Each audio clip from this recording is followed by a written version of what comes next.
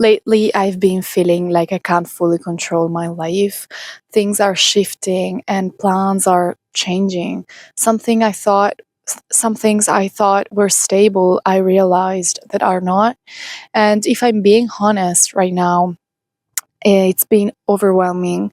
I've always liked having a sort of direction, a sense of structure, like knowing where I'm going. But recently, I've been feeling like in this in between space where I'm doing my best, but I don't really know how everything will unfold. And I feel like I have no control over my life, no control over the actual outcome of my actions and my decisions.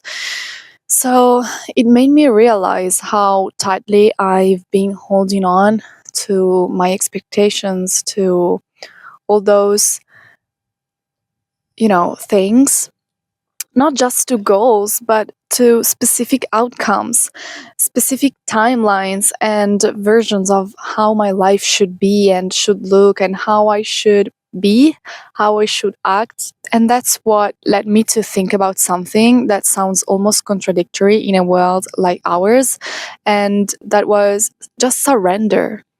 It's not giving up, it's simply learning how to let go, learning how to flow with life a little bit more, to let go of that control, those expectations. And yeah, because we live in a world, in a reality, in a culture that rewards control. For example, plan better, optimize, push harder, be strategic. It's, this hustle culture that it's, so talked about right now. But for a while, I think that works. And if it works for you, it's fine. Everyone is different. But I realized that there's a quiet cost to that.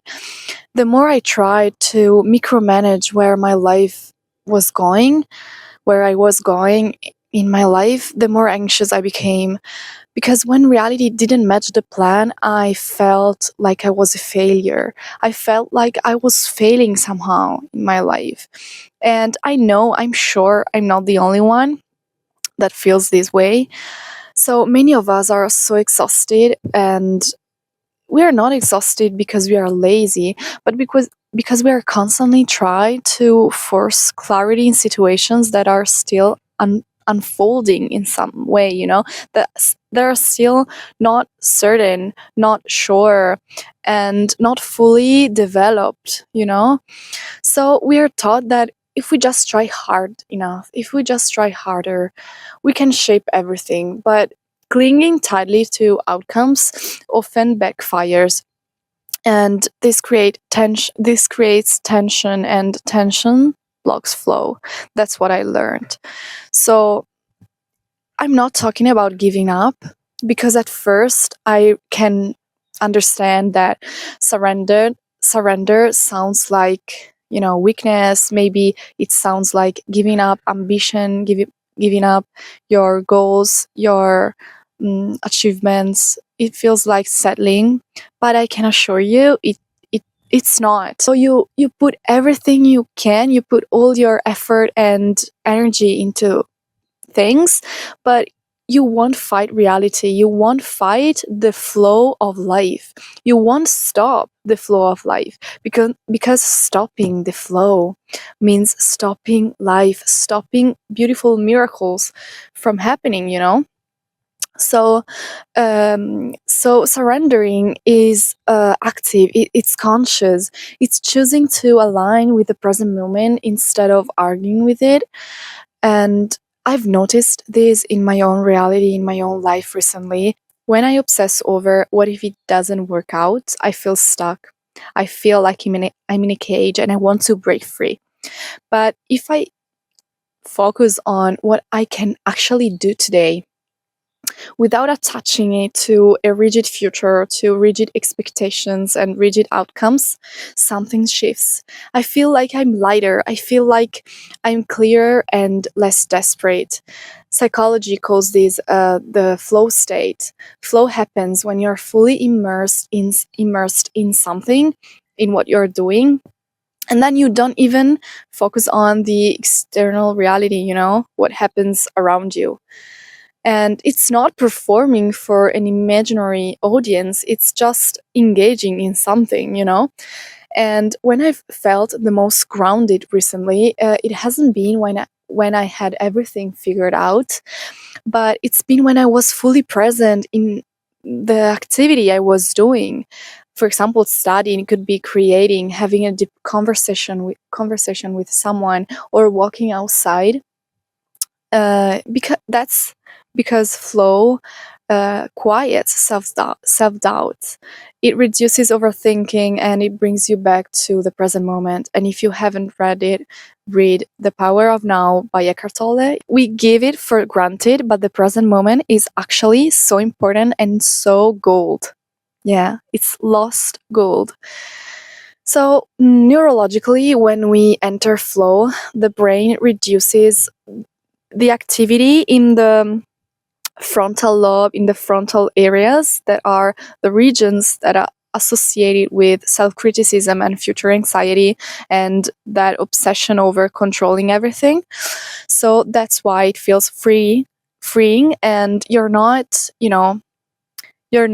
letting go of reality, of the things that you want to achieve. You are simply aligning with life, and align aligning with life allows it to give you all those miracles, all those experiences that you really want to have and to live, but you are blocking yourself because you are overthinking it.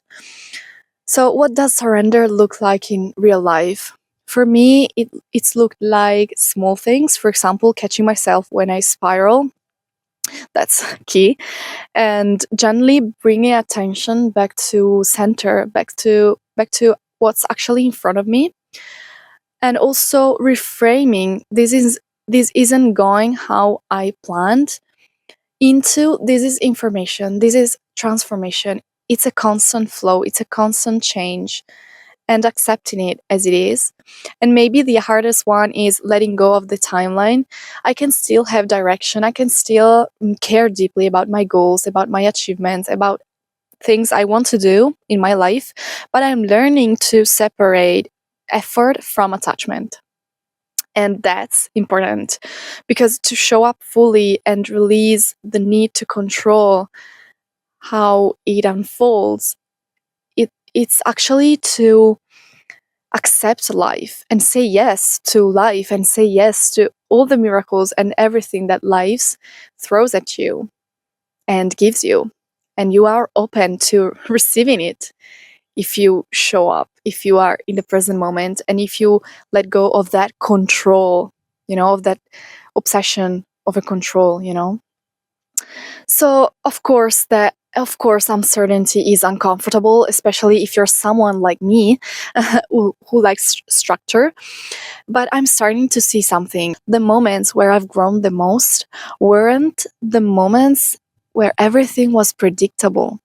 They were the ones where I didn't know what was coming. It was uncertain. It was, I don't know. It was the moment I was so scared, but I had to trust myself anyway. Surrender isn't about becoming passive, it's about becoming adaptable. Yeah, it's becoming adaptable, resilient. It's about realizing that control is limited, but response is very powerful. And when you stop fighting the current, you move with it, you dance with it, you know? It's like a dance. You dance with it, you learn how to move with it. And that's beautiful. I think that's beautiful. I'm still learning this. I don't have it mastered, but I'm experimenting with it. I'm experimenting with life. So if you are in a season of change like I am, where things feel unstable, uncertain, and uncomfortable, maybe the answer isn't tightening your grip. Maybe the answer is softening it. Softening the grip, and let go and surrender to the flow. Show up, do what's yours to do, obviously, and let the rest unfold. Let life show you how beautiful it can be and how beautiful it can become. If you are navigating something similar in your life, I'd really love to hear what it's teaching you and what you're learning from it and how it's unfolding. Thank you so much for watching this video, and I will see you in the next one. Bye.